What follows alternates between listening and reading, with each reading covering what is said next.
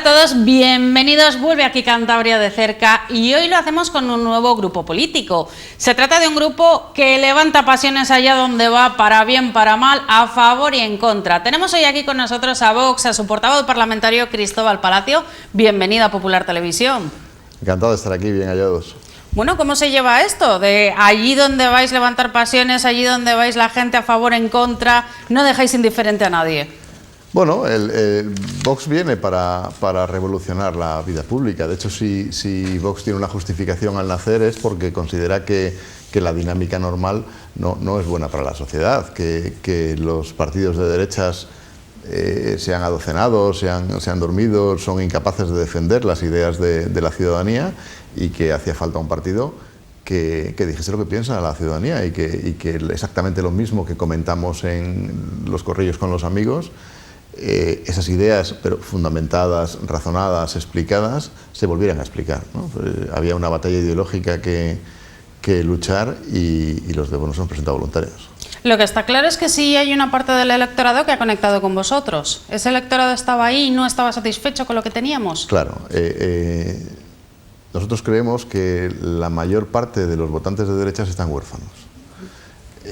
Tanto votantes liberales como votantes conservadores. Están huérfanos porque el Partido Popular, que era el que hasta ahora les representaba, obsesionado por captar el voto de centro que puede oscilar entre las derechas y las izquierdas, se había olvidado de representar a su propio electorado, ¿no? Era un electorado que estaba cautivo, que no tenía más alternativa que votar al PP y que lo votaba, pues como se decía muy gráficamente, con la nariz tapada, ¿no? Además, ese partido que había abandonado la defensa de las ideas que eran básicas en su electorado se ha visto envuelto en tal marasmo de corrupción que ya no era un partido creíble. Y Vox viene con las mismas ideas, pero expresadas con mucha frescura, y yo creo que eso la población lo agradece. Y es verdad que yo sí que noto el que la población te agradece el trabajo que haces y te paran por la calle y te felicitan, y ¿no? Estoy seguro que habrá otros que no me saludan porque opinan lo contrario, pero es muy agradable. De las cosas más agradables de la actividad política es ver el agradecimiento de la población por la calle, de la gente que te conoce, que te llama por el nombre, que te palmea la espalda. Bueno, es muy agradable. También os habéis enfrentado en el otro extremo, sobre todo los parlamentos regionales, no solamente aquí en el Parlamento español, esos famosos cordones sanitarios. Muchas veces no querían incluir a Vox en nada, en ninguna actividad. No sé aquí en Cantabria si lo habéis vivido así o la situación es más relajada, porque tampoco somos gente de unas pasiones exacerbadas en nuestra comunidad. A ver, Vox es un peligro para todos los partidos políticos que forman parte del establishment. Es un peligro gravísimo para los partidos de izquierdas porque Vox viene a llamar al pan pan y al vino vino. Y los partidos de izquierdas están acostumbrados a llamar al pan el producto elaborado a partir de distintas harinas y tal. Y al vino están llamados a conocerle el fruto de la uva que se genera. Y nosotros, si hay en castellano una palabra que lo define, la utilizamos. Y la izquierda se había acostumbrado a que su ideario y a que sus terminologías fueran permeando la sociedad, de forma que la sociedad terminara adoptando su vocabulario y terminara adoptando su forma de ver la vida. Incluso el PP había caído en esa estrategia de la batalla cultural de la izquierda. Entonces, cuando Vox llega y planta esa batalla, evidentemente se convierte en el enemigo de la izquierda, porque es el que llega y dice: oiga, que es que el rey está desnudo, que ustedes están planteando cosas que etéreamente pueden tener sentido, pero que en la realidad empobrecen a la población y no sirven a lo que la población necesita. Entonces, cuando venimos y lo contamos, sienta mal. Y luego, evidentemente, para el PP, desde el punto de vista de empresa, somos un problema. Nos estamos llevando a su clientela, por decirlo de una forma muy popular, ¿no? Y el PP, reflejado en la actuación de Vox, se ve como un partido acosado por la corrupción, como un partido sin un ideario claro, sin ideas claras, con un electorado al que no sabe seducir, porque las ideas que ese electorado espera, que son las de Vox, funcionan cuando las utiliza el PP, pero el PP no quiere utilizarlas, no se siente reflejado en ellas. Y entonces somos un problema. ¿Cuál es la forma de evitar los problemas en un primer momento? Efectivamente, un cordón sanitario. Vamos a intentar convencer a la población de que estos de Vox son unos exaltados que vienen a destruir el sistema, cuando lo que venimos es a rejuvenecerlo. Pero vamos a intentar explicarle a la población, a los que ven los medios, a los que tal, que Vox es lo peor que les podría pasar, ¿no? ¿Qué ocurre? Que no hay motivos. Todos los planteamientos que hace Vox son hiperrazonables. y podrá estar de acuerdo o no con ellos, y probablemente haya partidos de izquierdas que en algunos de los temas que nosotros hacemos no están de acuerdo y en otros sí. Pero no pueden negar la razonabilidad y el sentido común que impregna lo que decimos, ¿no? Entonces esos cordones sanitarios se caen. ¿Qué ocurre en Cantabria?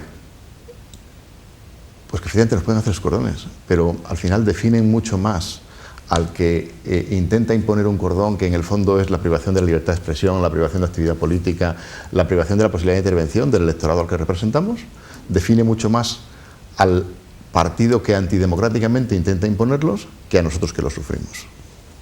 Bueno, pues ahí estáis trabajando desde el Parlamento y nos ha tocado a todos, a vosotros también, un año muy complicado, un año muy duro y creo que no se lo esperaba a nadie. No sé cómo habéis visto la gestión que se ha desarrollado durante este año aquí en Cantabria sobre todo, más allá de esos primeros tiempos de incertidumbre, que se ha hecho lo que se ha podido, todo hay que decirlo, pero ¿cómo estáis viendo esta gestión de la pandemia? A ver, la pandemia llevamos ya casi año y medio. ¿Quién lo iba a decir? Año y medio. Claro, porque cuando empezamos parecía que iba a ser cosa de un par de meses, 2 o 3 meses lo solucionábamos y volvemos a la normalidad. Y llegó para quedarse y probablemente ahora ya tenemos mucho más asumido algo que nosotros planteamos desde el principio, que era el virus ha venido para quedarse, tendremos que combatir con él, unas veces con más suerte, otras menos, pero sobre todo tenemos que acostumbrarnos a convivir con el virus, ¿no? Y esa idea de que necesitábamos convivir con el virus es la que llevaba a Vox a plantear que había que liberalizar todas las cosas cuanto antes. Había que recuperar la actividad diaria cuanto antes porque se trataba de convivir. No podemos estar en una economía de guerra y en una situación de guerra durante 18 meses. Y si lo hacemos, que es lo que está ocurriendo con el gobierno de Cantabria, arruinas a mucha gente y provocas situaciones económicas mucho más duras que la propia situación médica que genera el virus en algunos casos. Y hay muchas más familias afectadas a día de hoy por las penurias económicas que le ha generado el gobierno de Cantabria de las que lo están por el virus. ¿Cómo ha gestionado el gobierno el virus? Pues como dice la gente, muy malamente. Malamente. En los primeros meses o las primeras semanas es verdad que a todos nos coge por sorpresa, ¿no? Hay una discusión académica sobre si el virus es un cisne negro o un rinoceronte gris, pero que viene a decir si era previsible o era imprevisible, ¿no? Efectivamente, en parte era previsible y ningún gobierno lo vio, ni el autonómico ni el central, probablemente porque tienen la misma ceguera izquierdista. Pero una vez que estás en el problema, tienes que solucionarle. Y los cántabros padecimos falta de mascarilla. Bueno, los cántabros...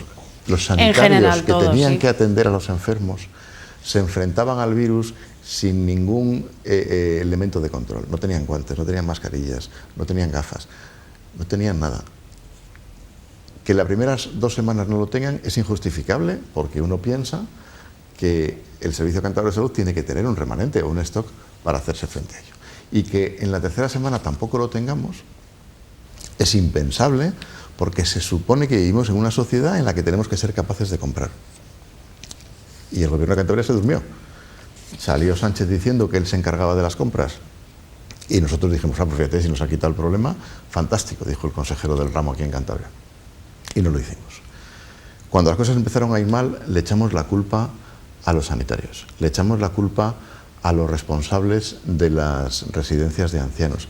Esa ha sido una de las cosas más duras que yo he vivido durante este tiempo, ¿no? La forma en la que se abandonó a los ancianos en las residencias, y cuando pusimos de manifiesto ese problema en el Parlamento, se intentó responsabilizar a los responsables de las residencias. Responsables que no tienen ninguna obligación de dar tratamientos médicos y a los que se convirtió de facto en auxiliares sanitarios. Y se les mandaba opio para que se durmiera a los pacientes y a los pobres mayores y fueran muriendo. Fue una de las épocas más duras. Y luego, pasados esos 2 o 3 primeros meses, hemos entrado en una incapacidad para gestionar la simultaneidad entre la economía y la lucha contra la enfermedad. Que durante los 2 primeros meses todos estuviéramos en un estado de parálisis absoluto y todos estábamos recluidos en casa, y es inevitable, pero los políticos teníamos la obligación de utilizar esos 2 primeros meses para organizar lo que iba a venir después. desde la oposición y especialmente Vox, fuimos muy activos planteando que esto nos llevaba a una crisis económica gravísima y que teníamos que solucionarlo. En la segunda semana de pandemia, nosotros estábamos preocupadísimos por el día 30 de marzo. Y nosotros decíamos, el 30 de marzo vienen todos los pagos de las empresas. Si no hay liquidez en el mercado, todo el mundo va a impagar. En la última semana el gobierno nos compró la idea, pero han tardado 6 meses en conseguir que ese dinero se trasladara a los pequeños empresarios y se han trasladado cantidades ridículas, cantidades que pueden equivaler a la facturación de un día. Los famosos cheques de resistencia, estamos hablando aquí en Cantabria, por ejemplo.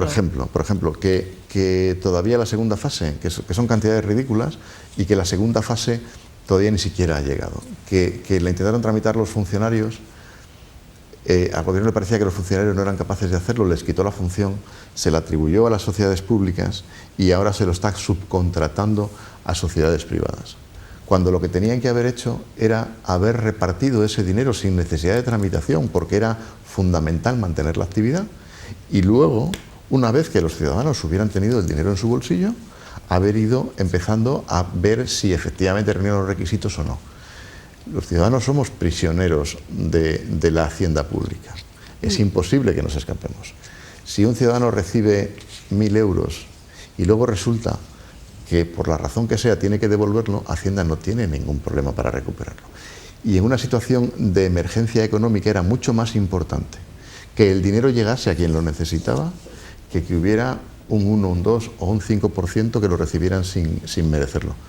Porque lo relevante era que llegase al mercado ese dinero. Que hubiese dinero. Esa liquidez, claro. Y el gobierno fue incapaz de hacerlo. Y luego, en la opción entre sanidad y economía no ha habido diálogo, o sanidad y comercio no ha habido diálogo.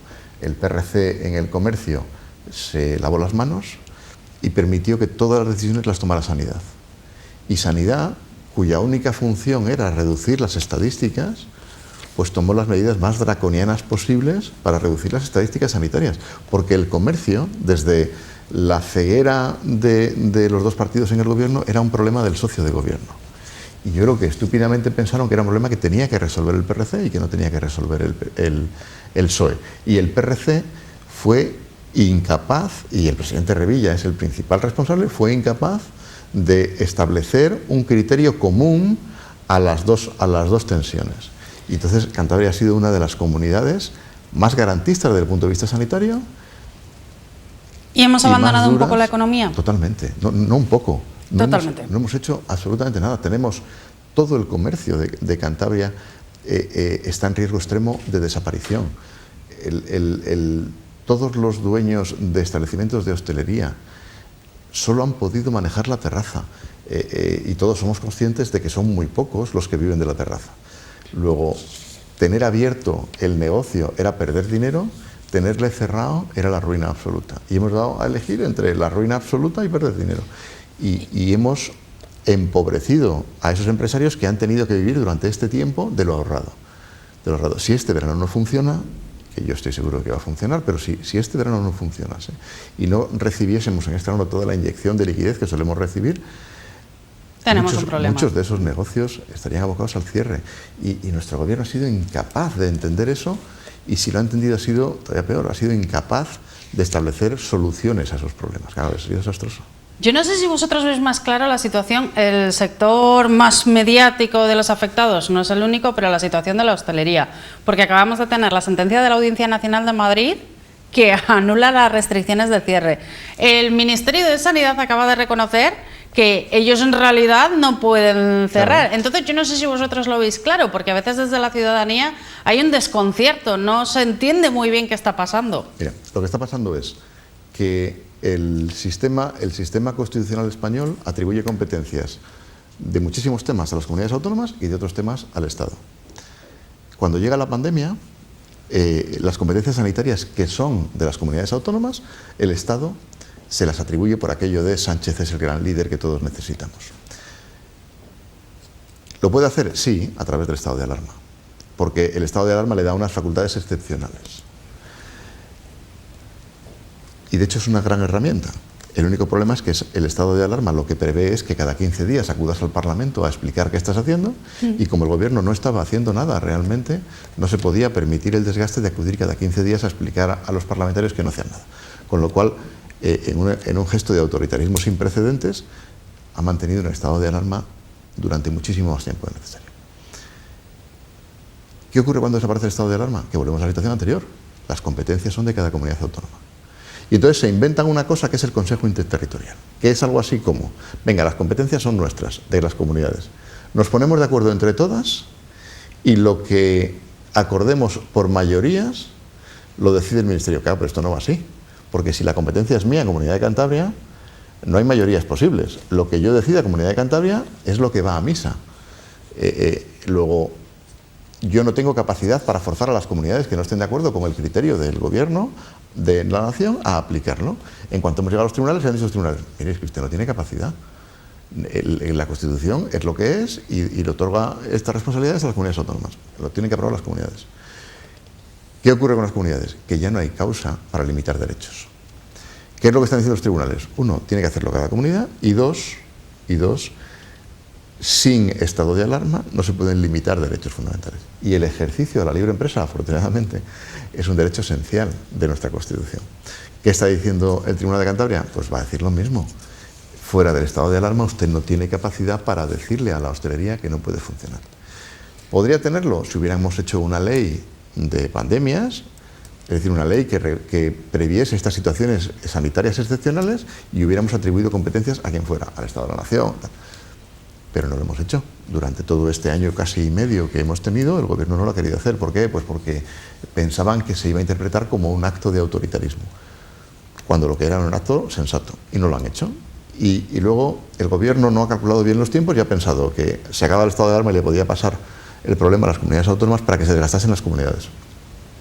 ¿Qué ha ocurrido? Que las comunidades no tienen capacidad y se pueden desgastar, pero la ciudadanía, a quien responsabiliza, es al que hasta ahora ha estado dirigiendo el cotarro, que era Sánchez. Luego han intentado recuperarlo en estas últimas semanas y que se han encontrado con que efectivamente no tenían herramientas legales.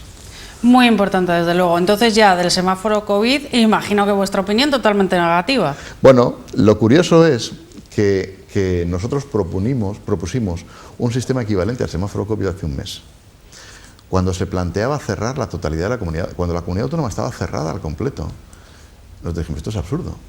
Si los datos de la ciudad de Santander son de los más bajos de Cantabria, no tiene sentido que toda la población de Santander esté confinada porque el resto de los ayuntamientos tienen problemas. Entonces lo que nosotros dijimos es, oye, nosotros no hablábamos del semáforo porque me parece que es trivializar el problema, pero lo que decíamos es, si volvamos al inicio de la pandemia, si hay un edificio que tiene un problema y hay un brote, contengamos ese brote. Si conteniendo un edificio suficiente, el edificio. Una calle. Si es necesario un pueblo pequeño o un ayuntamiento, hagámoslo con un ayuntamiento.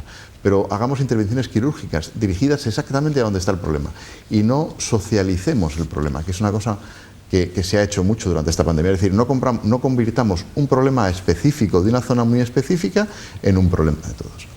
Lo que no tiene sentido es este show de esta semana abres, la siguiente cierras, la siguiente abres, la siguiente cierras. No, tenemos que ir a criterios mucho más gráficos y mucho más comprensibles por la población.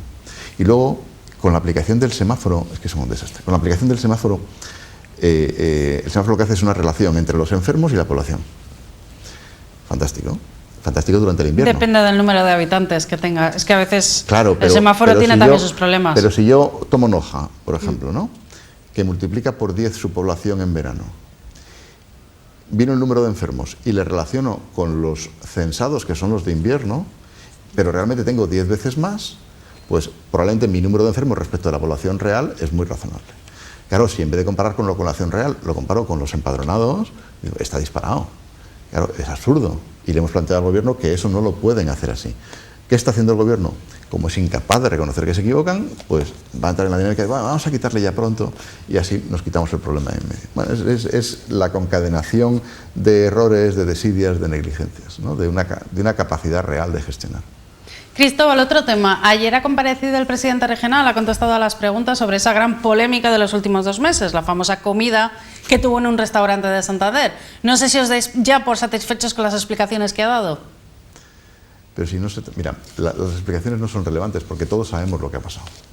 Todos, o sea, esta es una ciudad y una región tan pequeña que todos podemos ir a ver si queremos el hueco en el que el presidente estaba comiendo totalmente cerrado y todos sabemos lo que ha ocurrido. El problema no es tanto el hecho en sí como lo que ha puesto de manifiesto el comportamiento del presidente. Un presidente que se salta a la torera las propias normas que él impone al resto de la sociedad, un presidente que miente públicamente y no solo en el momento en caliente en el que le pide, dice, es que como me presionaron, en vez de decir la verdad, mintió. El acto reflejo de nuestro presidente es mentir cuando es presionado. Como me presionaron, mentí. Pero es que luego ha estado mintiendo sistemáticamente, intentando convencer al resto de España de esto.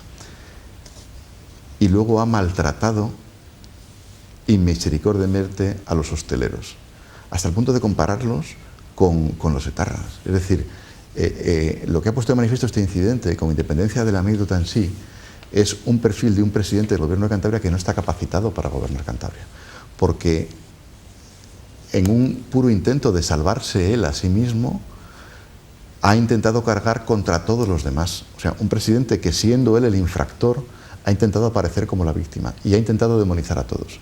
Un presidente que goza de una visibilidad mediática enorme en toda España y que, desgraciadamente, esa visibilidad ha hecho que toda España vea que nuestro presidente autonómico es mucho menos presentable de lo que creíamos. Y de la misma forma que cuando las cosas se hacen bien, la imagen de la región es buena, cuando ocurren estas cosas, la imagen de la región es mala. Y la actuación del presidente, en este caso concreto, nos ha perjudicado, con independencia de que nosotros hemos pedido su dimisión, pero no solo por esto, sino por la falta de actividad real de presidencia, por la falta de haber tomado el control de la crisis que teníamos y porque no ha hecho nada para solucionarla. Y vemos con envidia cómo en otras comunidades sí ha habido presidentes, desde Galicia hasta Madrid, que de distintas formas han encarado la crisis y la han resuelto con muchísima más capacidad de gestión que el gobierno de Cantabria, en el que el presidente se ha limitado, bueno, pues a ir de platós. Bueno, ya para ir terminando de cara al futuro, hay bastante preocupación por la economía de cara al futuro, al margen de que nos lleguen fondos europeos, que todavía estamos ahí, la burocracia europea es bastante complicada, pero no sé si vosotros veis recortes, subidas de impuestos en el futuro de la economía. Sí. No sé qué planteamiento hacéis. Hechos objetivos. Hemos pasado de una deuda, hemos subido la deuda pública un 20%, del 100% del PIB al 120%. Subir la deuda pública en una quinta parte en un año no había ocurrido nunca desde la Guerra Civil Española. Eso lo que va a suponer es, en los próximos años, que tengamos que empezar a devolver y a pagar intereses, que no va a haber dinero. De los 3.000 y pico millones que dedica que tiene el gobierno de Cantabria de presupuestos, se destinan hasta ahora, en años normales, 550 millones. La mayor parte del gasto está comprometido antes de empezar el ejercicio. Sí, y tenemos libres 200 millones de euros para hacer política. ¿Vale? Si de esos 200 millones teníamos que dedicar hasta ahora 55 a pago de deuda, a pago de intereses de deuda y a deuda, ahora vamos a dedicar 70 millones. Eso quiere decir en la práctica que no vamos a tener dinero para atender las necesidades de los cántabros, no vamos a tener dinero para fomentar la economía. Lo único bueno de esto, en teoría, era que iba a llegar mucho dinero de Europa. ¿A dónde? Mi sensación, va a llegar dinero a las grandes empresas y no a las pymes. Una de las razones por la que no nos hemos prestado al paripé de la firma de la Alianza por la Industria es porque, titulándolo Alianza por la Industria, exclusivamente era un manifiesto a favor de las industrias electrointensivas, a las que hemos apoyado muchísimas veces en el Parlamento y hemos presentado iniciativas, pero que son media docena en Cantabria. Y la industria en Cantabria es mucho más que las grandes empresas, mucho más. Grandes empresas que además, todas o casi todas ellas van a recibir, y es así, ayudas directas de la Unión Europea. Pues 40 millones Solvay, 55 millones Treto, Nissan, es decir, todas ellas van a recibir y tienen una mayor capacidad que las pymes para captar esas subvenciones o esas ayudas. ¿Por qué? Pues porque tienen departamentos gigantescos en comparación a los de las pymes, con capacidad para generar proyectos que sean subvencionables. Todos los proyectos europeos tienen que ser guays, tienen que ser sostenibles, digitalizables, con perspectiva de género, todas esas cosas. Está muy bien Está muy bien. El problema es que tienes que ser un experto para cumplir todos esos requisitos. Una gran empresa lo hace. Una pequeña empresa le cuesta mucho más. No tiene capacidad para vender esas motos, porque están centrados en lo suyo, que es trabajar, y no tienen departamentos con capacidad para vestir los proyectos de forma que sean atractivos para los funcionarios europeos. Me preocupa muchísimo lo que va a pasar con las pymes, porque además la mayor parte de los trabajadores de Cantabria trabajan en pymes. La empresa cántabra tiene de media 6 empleados. Si nuestras pymes no consiguen liquidez y si nuestras pymes no consiguen que el negocio funcione, la mayor parte de los trabajadores cántabros lo van a pasar muy mal, muy mal. Y eso nos metería en una aceleración del declive. Nosotros estamos denunciando que durante los últimos 20 años Cantabria va en un lento declive en el que cada vez el poder adquisitivo es menor, la renta per cápita es menor comparada con el resto de las provincias. Esta crisis económica puede ser muy dura porque nuestra estructura económica se basa en la industria y lo único novedoso que ha habido en los últimos 20 años es el sector servicios. El sector servicios es enormemente vulnerable y son pequeñas empresas. Si esta crisis afecta a las pequeñas empresas, vamos a ver cómo crece el paro de una forma descontrolada a partir de septiembre y vamos a ver una población mucho más empobrecida de lo que estamos acostumbrados. Vamos a un escenario muy, muy complejo. Bueno, Cristóbal, pues hasta aquí hemos llegado, se nos ha acabado el tiempo. Eso sí, tenemos que quedar otro día porque la verdad que hay más actualidad en Cantabria aparte del coronavirus. Hay muchos más temas que tratar que no nos da tiempo en esta entrevista. Hay vida más allá del coronavirus, efectivamente. Exactamente. Además, yo creo que tenemos que empezar a hablarle a la población de cosas que no sean el COVID. Tenemos que empezar a hablar de proyectos de futuro, de que Cantabria queremos. Y nos hace mucha falta limpiar la mente y alejarnos un poco del COVID. Mucho más importante. Pues muchas gracias por haber estado aquí con nosotros. A vosotros, encantado de estar aquí. Y muchas gracias también a todos ustedes que nos están viendo desde sus casas. Volvemos mañana, ya saben, Cantabria de cerca a partir de las 10 de la noche, pero como todos los miércoles, Edición Cultura con Lucía Pombo. Nosotros nos despedimos aquí y les dejamos a continuación con la noche de Western.